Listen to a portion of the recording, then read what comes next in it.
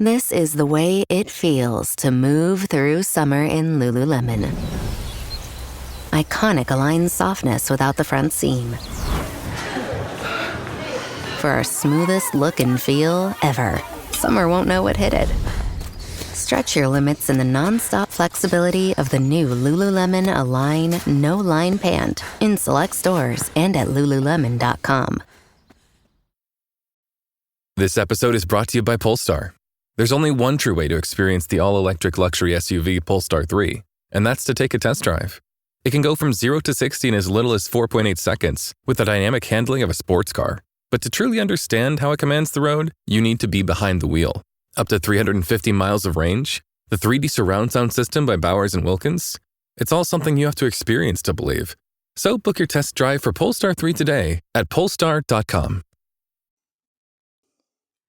You are listening to Women's Running Stories, where exceptional women runners share inspirational stories about their running experiences. I remember once I asked my physical therapist, how do you know when you're healed from an injury? And she said, when you stop thinking about it all the time. And I think after that race, after crossing the finish line, I stopped thinking about it all the time, because even all of the training runs leading up to that race, each long run was a new distance. It was kind of like starting over. And I always would ask myself, am I going to be okay? Is this the day that my knee is going to re-tear? I just worried about it a lot. And I think being able to accomplish that, and it was freeing and allowed me to stop worrying about my body and then not identify as strongly with my injury, but more back to identifying as I'm Julie the runner. And I went through this, but it's not who I am. Hi, my name is Julie Sapper, and I am a veteran runner, a master's runner. I've been running for over 30 years now, and I am also a running coach, and I'm an attorney and a proud mom of 2 and a wife.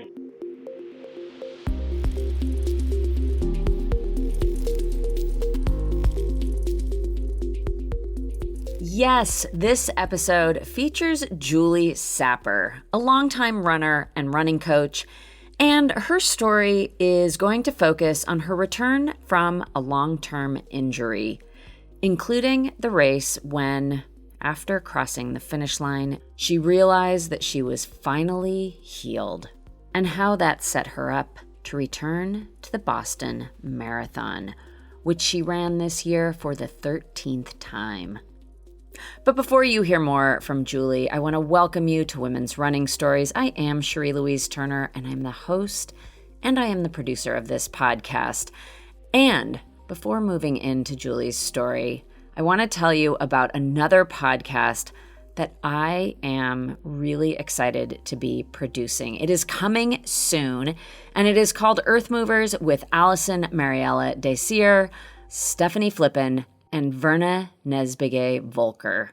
And it is a trail podcast reclaiming the narrative.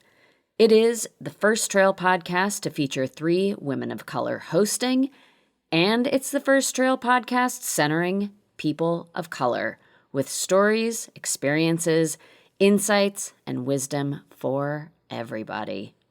Yeah, I am super thrilled. Our first episode will be dropping on August 14th. Right now, we do have a Kickstarter campaign going, and there you can pledge your support. You can learn more about the show. I would also love it if you shared this Kickstarter with others. And in the Kickstarter, we have great rewards depending on how much you pledge. There are shout-outs on the show, t-shirts, hoodies, a signed copy of Allison Mariella Desir's groundbreaking book, Running While Black, and, of course, my deep gratitude for your support. Yeah, you can help bring this new podcast to life. You can also learn more and keep up with the podcast on Instagram. We are at Earth Movers Podcast. I will, of course, provide links to the Kickstarter and to the Instagram account in the show notes. So thank you. All right, now on to Julie Sapper's story. Not only is Julie a runner and a coach, she is also a podcaster. Julie is the co-host of the Run Farther and Faster podcast with Lisa Levin. Lisa and Julie also run their coaching business together.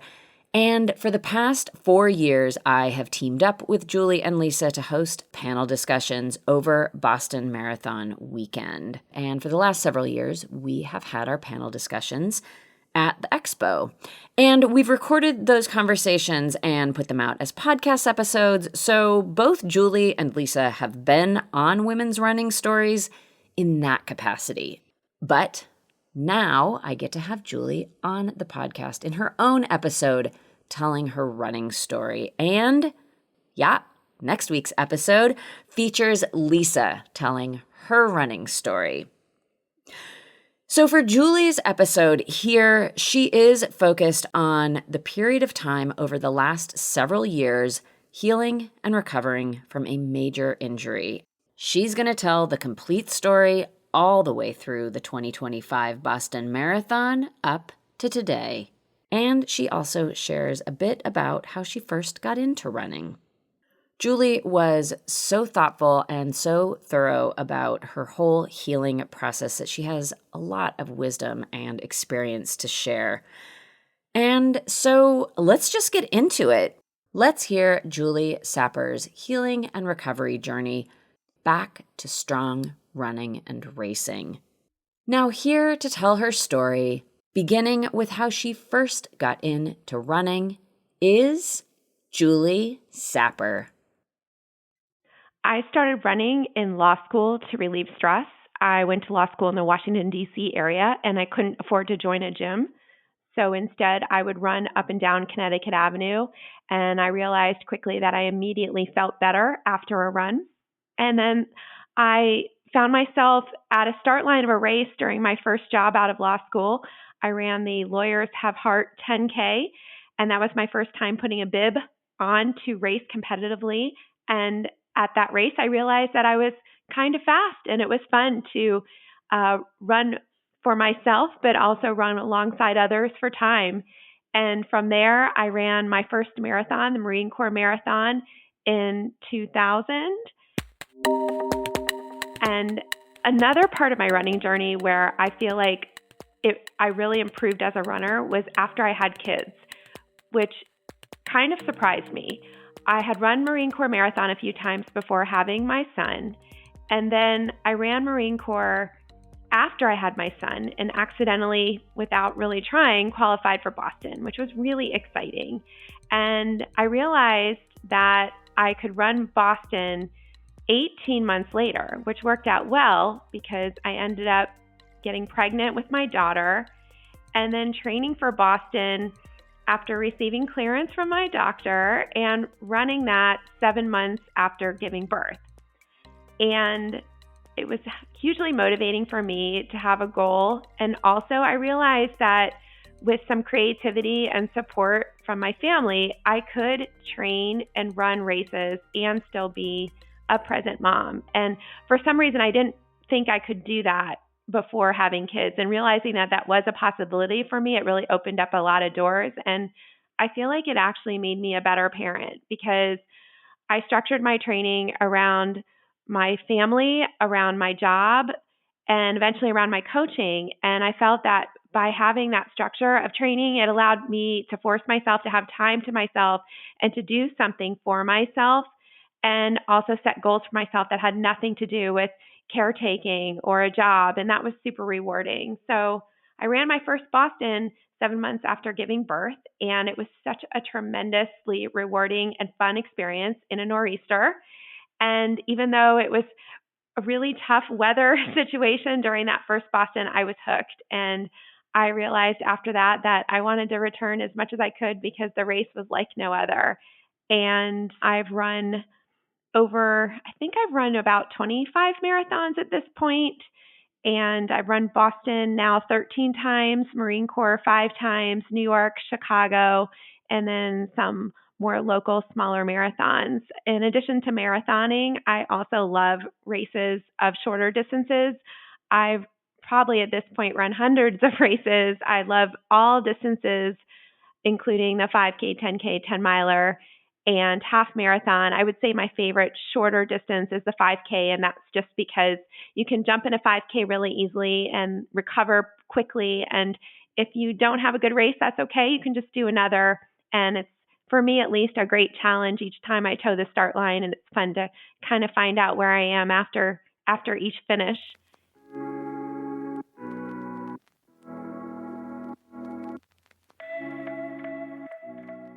So November of 2022, okay, it's not an exciting story. I wish I had a great story, but I went down to my basement to help spot my daughter on a back handspring because I had a rule in my house that you can't tumble without a spot. And I've done this many times, and I just kind of squatted a little bit to put my hand behind her back for her to do a flip. And I stood up, and my foot somehow got stuck in my carpet, and my knee went one way while my foot remained planted, and I fell to the floor, and I immediately knew I had torn my ACL. I don't know how I knew it. It was just such an unusual, distinct feeling. And I went to the doctor the next day, and he immediately looked at me and did a couple of tests, and he said, yeah, you tore your ACL. I couldn't believe it because I wish I had a better story, but that's all that happened.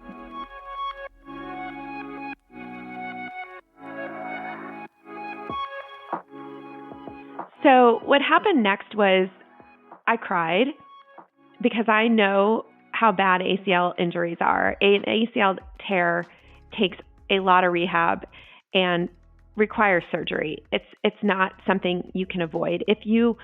For those who have an ACL tear that decide they don't want to have surgery, ultimately you have to avoid certain activities. And I knew immediately that I did not want the next 50 years of my life to be one where I was avoiding certain activities. So when I went to my orthopedist and he checked me out and confirmed that I had torn my ACL, I knew that I needed to have that surgery.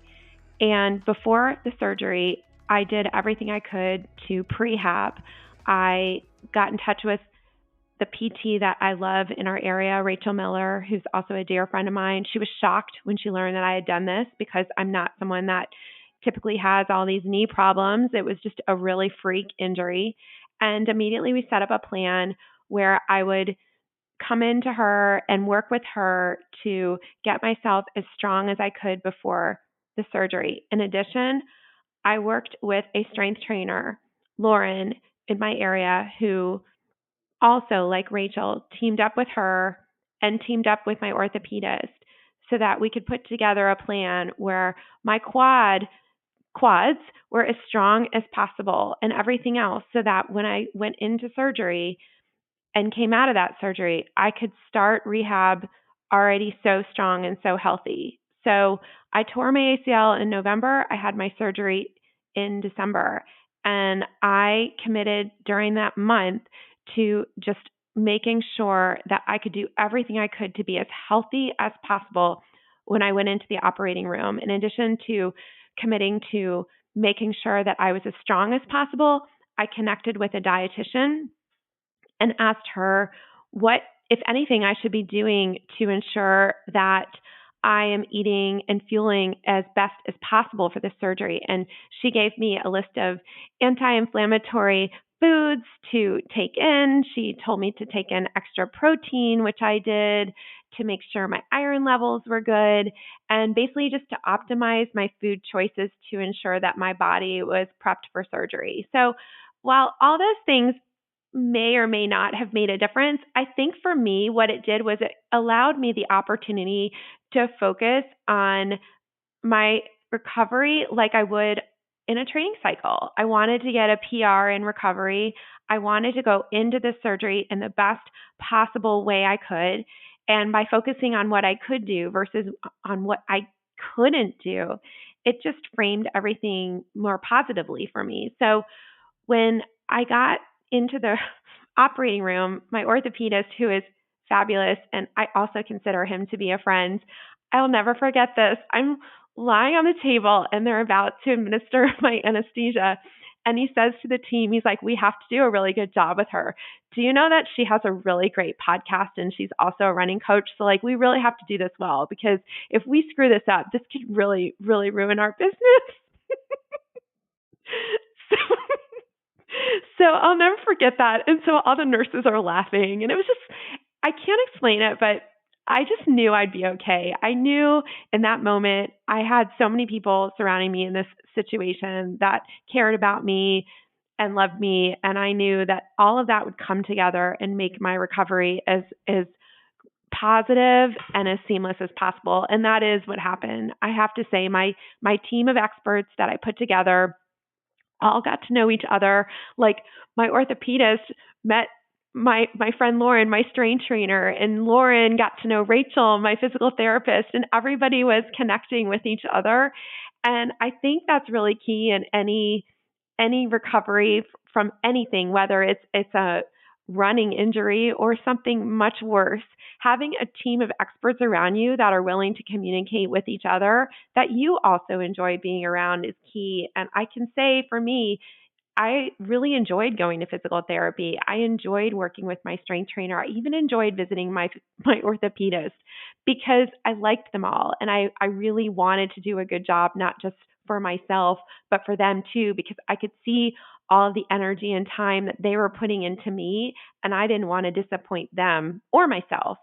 And then in addition to that, I have this amazing group of family and friends that surrounded me too, because they know how important running is to me, and they knew how devastating this injury was to me. And they wanted to make sure that I was surrounded with the love and support that I needed to be able to recover and remain positive. And I really appreciated that, because an ACL injury is not nearly as serious as so many other things that we encounter in life. But the fact that my loved ones understood that for me personally, it was a big deal and didn't minimize it, it really made me feel seen, and it made me want to just do the best I could for everyone, because I wanted to get back to a place where I could enjoy doing the things that I love to do, and also back to a place where I wasn't defined by, oh, she's the girl that tore her ACL.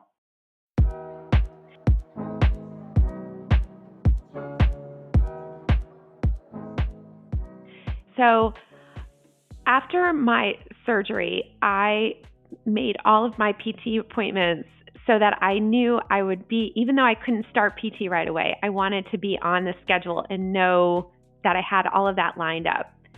And so I went to PT about a week after my surgery. I started with physical therapy. And at first it was just about doing ankle pumps or just doing tiny movements. I couldn't really do that much initially, but just physically going there and having something to do that was proactive really helped my mindset. And then I was given exercises to do every day, a couple of times a day at home, which were as simple as pointing and flexing my toes sometimes. But for me, that made all the difference to be able to be proactive. I started walking almost immediately after my surgery. I was first on crutches for a couple of days, and then I was walking with a brace and just trying to get my walking cadence back. And that took about a week. And then I started with strength training about 2 weeks after my surgery, very minimal strength training, but it really helped me, again, be proactive and focus on what I could do versus what I couldn't do. And I slept with a brace for the first month. That was required for me. And that was very difficult because my sleep as a result was not great. And of course, part of healing is sleeping.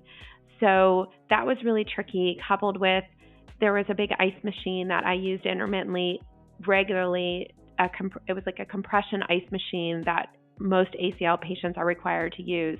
And that too was tricky because I had to be home a lot and on my couch a lot. And so even when I was starting to feel better, I needed to be on that ice machine a lot. And I know at the end of the day, that too helped because I was very sedentary when I needed to be sedentary. And when I was able to do some purposeful movement at physical therapy, I would do that. As far as fueling, I met with a dietitian just that one time to kind of get a general idea of what I needed to be doing. And so before the surgery, as I mentioned, I made sure to pay attention to ensuring that I had the right fuel in me beforehand. And then after, I really just tried to focus on eating as much as possible in terms of whole foods and protein especially. And the last thing I wanted to do was restrict my calories because my body was working really hard to heal. And I think that's the mistake that some folks make when healing from surgery is they think, well, I'm sedentary, so I don't want to eat as much. But actually, our bodies are working so hard. And so I really tried to focus on, again, getting that PR and recovery. And part of getting a PR is fueling. And so I just really focused on making sure that each meal I had protein, carbs, vegetables, micronutrients. And if I felt like I needed a fun snack or dessert, I treated myself, because that's the other thing. It's not so fun to be sitting on the couch all day. So if one of my friends brought me over some chocolates, I was going to eat them, and that's okay. And I would say in terms of my progress, I did not start running. I started walk running about 3-4 months after my surgery, and it was a very minimal 30-second run, 2-minute walk or something like that from what I remember. And I felt okay, and it was really exciting. And I progressed from there very, very gradually. And I had my surgery in December, and by April, I was able to run 3 miles without stopping at a very easy pace. And it felt a little awkward, but my form was good. My quad strength was strong. I continued to pass all of the tests in physical therapy, and everybody around me felt comfortable with me doing some easy running, and I felt okay with it too. And from there, I was able to build my mileage a little bit more. And by July, I was feeling really good and running about an average of 25 miles per week. And I was progressing really well. Everybody was really excited about my progress, and all of my experts on my team thought I looked great.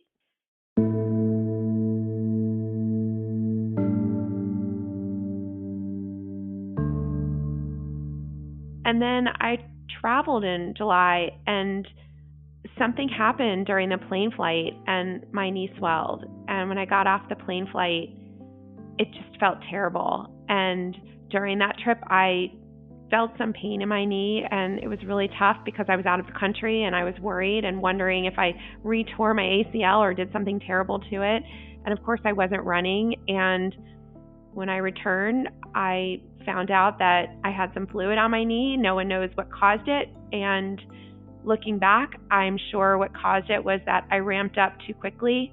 And even though I thought I was listening to my body and everything checked out okay, I probably should have taken even more time to ramp up my mileage. But I didn't know. I thought I was doing everything right. And so I had my knee drained, and I had to take about 2 months off from running and then start back over in October. So what I learned from that is that, number one, progress is never linear.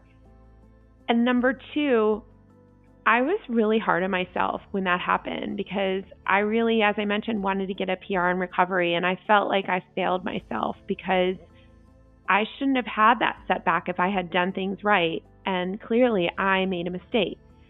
And I had to really be kind to myself and recognize that we are all an experiment of one. And even though I presented fine to all of the experts who were looking at me and I felt okay, my body needed more time. And I didn't know that, and that's okay. And I think the greater lesson for me is that injury is part of running. It's part of the running journey. And often as runners, when we sustain an injury, the first thing we do is look at what did I do to cause this? What did I do wrong? And sometimes we didn't do anything wrong. It just happens. I mean, when we get sick, we don't blame ourselves immediately. We say, I got sick. And I think for me, that experience reminded me that I can't always find a reason why something happened. Sometimes things just happen, and you have to just accept it, move forward and find a solution. So my solution was to shut everything down for a couple of months and then start over. And so I started over in October. And like before, I built back my mileage, walk, run, gradually running. And then by March of 2024, I was running well again, and it felt great. And I ran a 10-mile race, raced a 10-mile race at about a 7:30 pace without doing any speed work. And that's when I realized, wow, I am back, and I can get back to Boston, and I will get back to Boston. And that was my ultimate goal through all of this, was I really want to get back to Boston. And so once I ran that 10-mile race in March of 2024, I decided to train for a marathon. And I had 6 months to do it. And I trained for the last chance to BQ outside of Chicago because, like the name, that would be the last opportunity to qualify for Boston 2025 and would give me the most time to ramp my mileage back up. And unlike the previous summer, I had more time to really think about how to ramp up my mileage. I didn't feel like I needed to meet certain deadlines. I kind of just let my body dictate what I would do week to week. So some weeks I would build my mileage, and then other weeks I would take a recovery week. And I found by having 6 full months to do that, I had a lot more recovery weeks built into my training. I had a lot less long runs as a result, but I was confident that my overall cumulative mileage over all these years would serve me well. And it did. And I found myself at the start line of the last chance to BQ marathon in September of 2024. I needed a 3:45-ish to qualify or to be accepted into Boston because my qualifying time at that time was 3:55. And I ran I think I ran like a 3:46 and crossed the finish line and just cried my eyes out because I didn't think I'd be able to get there. And the fact that I was able to do a marathon again and qualify for Boston after all of that, it just really, the whole thing meant the world to me. And it really wasn't about Boston. It was more about having a goal, being able to set that goal and being able to achieve it finally, and knowing that my body was able to actually complete the mission and I didn't fall apart. And this ACL thing doesn't define me. It was just part of my journey, and I was able to overcome it and cross that finish line. The whole thing just truly was just such a proud moment in my many running moments. And it wasn't like the most fun race. I mean, it's like 3.5 mile loops 8 times or something. Like it's not like when you're running it, you're feeling emotional because it's really boring. But I crossed the finish line, and at that point I let the emotion hit me. And I think before that I was holding my breath through the race, kind of thinking, okay, when's everything going to fall apart? Because I hadn't run a marathon since before I tore my ACL. So that was part of the issue for me too, is wrapping my head around, can my body even do this anymore? And when that knee held up and I finished, I just couldn't believe it. It was really, I still can't believe it. And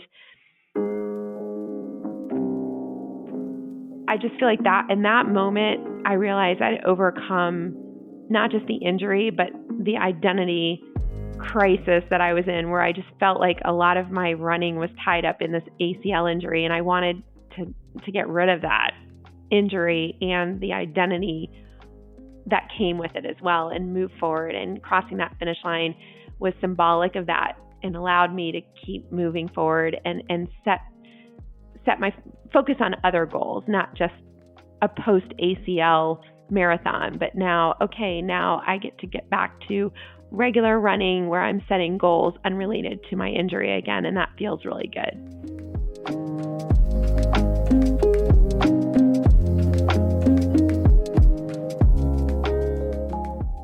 So my training for Boston consisted of a lot of mileage and a lot of easy running. And then once a week, if I wasn't doing a 5K or a shorter race, I would do a little mini speed workout, but nothing major. I'm talking like 1 minute on, 3 minutes off for a couple of miles, or go to the track and do some 200s followed by a 600 recovery or something like that. I really tried not to put too much focus into speed work because my goal was to build back a robust body of mileage. And for me specifically to do that, I felt like it was important for me to keep my easy running super easy. And I haven't really talked about this, but I think this is something that has been hard for me. I kind of lost a lot of training partners because I am so cautious about my pacing that I want to run my easy runs as easy as possible. Because for me, I believe that I can build more mileage, more weekly mileage by running as easy as possible. And as a result, I just wasn't able to run with a lot of people during the training cycle because I was nervous about running with a group and being made to feel that I was holding people back or pushing my pace to a point where it felt a little bit harder than what I wanted to run for that easy run. So I ran a lot of runs by myself, and I didn't love that, but I learned to embrace it because I knew at the end the reward would be I was able to maintain mid 50s for a lot of my weeks, which was a lot more mileage than what I had run during my previous training cycle. And that was my goal. And also within that training cycle, it was fun to be able to see my progress. So I'd throw in some shorter distance races, including the Reston 10 miler and the Cherry Blossom 10 miler and a couple of 5Ks. And during those races, I was able to see the fruits of my labor. And that even though my training paces were for an easy run, 10:30, 10:45, I was able to race 5K in around 7-minute miles. And then my Cherry Blossom race, I think I did like 7:35 or 7:40, somewhere around that. So even though I was training at a much slower pace, I was still racing significantly faster than that, which gave me the confidence to know that for me, this method of training really, really easy to build more volume was working well for me during this phase of my life. And I would say the other part of my training cycle that was really important was I continued to do strength training twice a week. And the strength training that I do is very runner specific. I do a lot of single leg unilateral work. I do a lot of heavy squats, lunges, and then I do a lot of mobility work. And I really appreciate my trainer, Lauren, for pushing me to do things that otherwise I wouldn't feel comfortable doing. I would be pushing a sled, or I would be doing deadlifts on one leg while trying to balance my big toe to make sure it's pushing to the ground as hard as possible, because these little tiny adjustments made such a difference in my running and made me a more durable runner. And that allowed me to be able to maintain the higher volume for me and to be able to continue to improve and not feel completely exhausted as a result of that higher volume. And then the other part of my training is that I really worked on visualization, because this was the first time that I was going to be running Boston after an ACL tear, and therefore I hadn't run it in 3 years. And just visualizing myself running that course and familiarizing myself again, even though I had run it 12 times before, it just felt a little bit more scary this time because of what I had been through. And once I got to the start line at Boston, I felt like I had already run the course through my head so many times that it felt once again so familiar once I started running. So those were some of the things I did. I will say, looking back, I think the one thing I probably would have changed about my training is that I would have added in a little bit more marathon specific work into some of my longer runs. I just didn't have the confidence during that last training cycle to push myself any more than I already did. I just instead decided to solely focus on volume.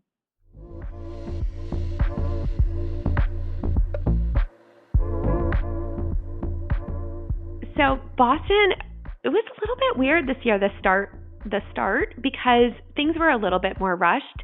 As soon as we got off the buses, they were already calling our wave. And I think for me, though, I think for my mental state, it just minimized the time I had to worry. So it was fine. It was a little warm that day, and I think there were many of us that were concerned about that. And just sitting in Hopkinton, perhaps I would have gotten in my head a little bit more about that, and I just simply didn't have time. And when I lined up the start line, it was really fun because I've been running Boston long enough that you really do see familiar faces. And immediately I saw my friend Tom, and it was so fun to see him. And immediately I found my friend Ken, and we ended up running the race together. We've run the race together before. He's a much faster runner than I am, but he likes running Boston as a fun run, which a lot of people do like to do that, sort of as a celebratory run. And he really wanted to run it with me because we had done it in the past. We ran it together in 2018 during the nor'easter, and we've had some funny moments. So I really appreciated the opportunity to run with him because he always makes it fun, and it definitely allowed me to just relax and enjoy the moment. And when the race started, that's when I got really teary because, again, it just dawned on me, I can't believe I got myself back here after what my body went through. And wow, I'm so grateful to be here. And then the race itself, it was hot, but I feel like it wasn't as bad as I thought it would be. I was really diligent about taking in electrolytes. I carried a bottle with Scratch, and I had that for the first, I'd say, 10 miles of the race. So I was able to pass some water stops without having to get into that mix, which helped me to just focus on my own race and my pace. And as far as pacing, I really listened to my body. I didn't try to stick to a goal pace. I ran the first few miles, and then I looked at my watch just to see what I was doing. And I was doing about an 8:30. And that's about what I did at the last chance to BQ. And I thought, okay, it's going to be an 8:30 day. And that's what it was. And I think my time was right around 3:40. I think it was like 3:46. So it was around the same time as the last chance to BQ, which was a much flatter course 6 months earlier. So that to me also indicated progress. Certainly not even close to my fastest time at Boston, but the fact that I was able to requalify on that course without issue really was a proud moment for me.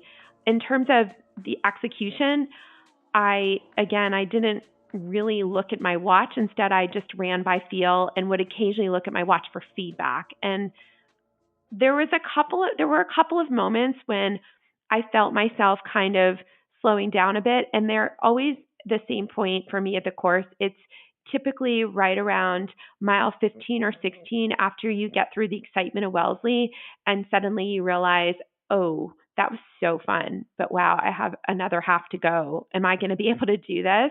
And that happens to me every year. So when it happened to me this year, I immediately thought about what a sports psychologist had told us.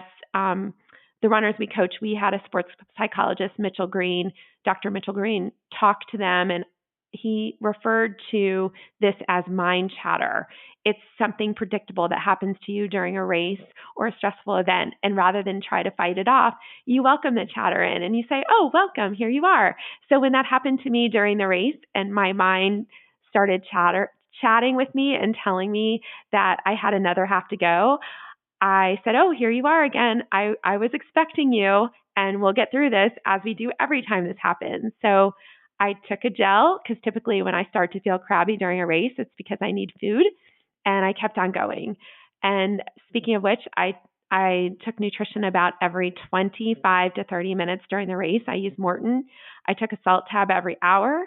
And then I also had Scratch to supplement my carbohydrates. So I tried to get about 60 grams of carbs per hour, and that worked out well. And I did not have any issues with that. So I was really grateful for that. And I'd say some of the highlights of the race include seeing my family this year. My daughter, who's now 18, came with me, and she was able to be a part of the weekend. It was really special to have her there because When I ran my first Boston, again, my daughter was a baby and my son was 3.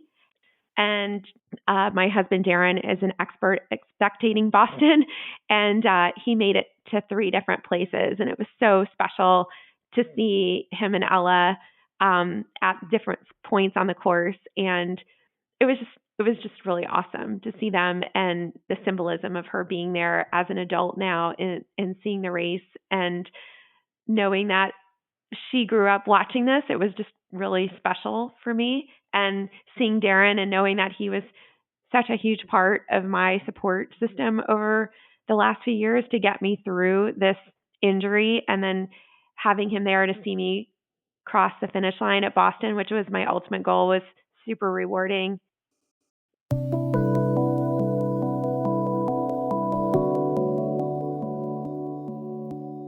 For me, I'm now a different runner than I was in my 40s. I'm now 52 because, I sustained a pretty serious injury. At the same time, I'm still the same runner. I have goals. I love racing, and I love competing against myself, and none of that has changed. I think if anything's changed, it's that I have that much more gratitude, and I'm also more focused on the process, and I understand how important it is for me to train in the best way for me. And I'm enjoying where I am right now. I'm loving racing and jumping into 5Ks and just getting out there and making running part of my routine again, and knowing that I'm able to just go out for a run and it's not complicated because I'm healthy. Knock on wood, knock on wood. I'm so grateful for that. And it's never something I take for granted.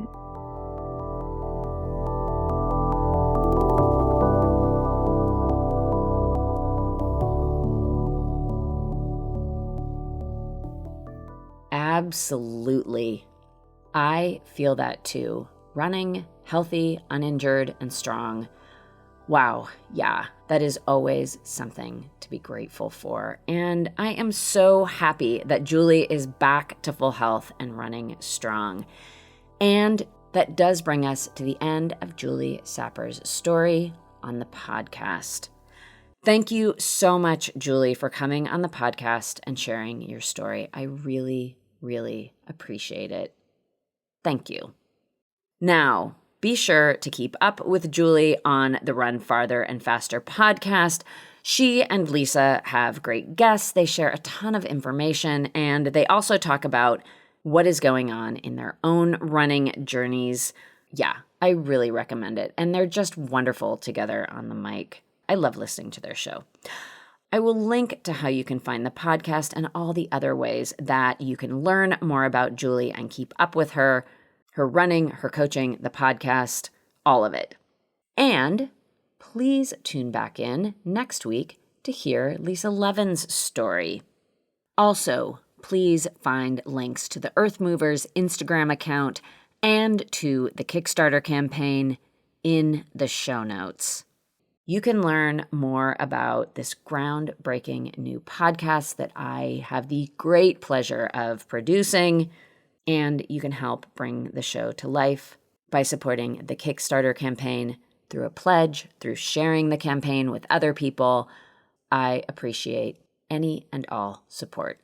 Thank you so much. And that is going to do it for me for this episode.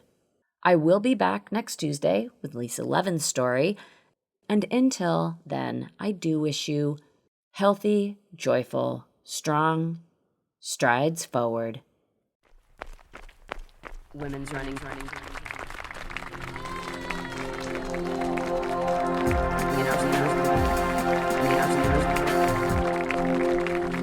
Women's running stories.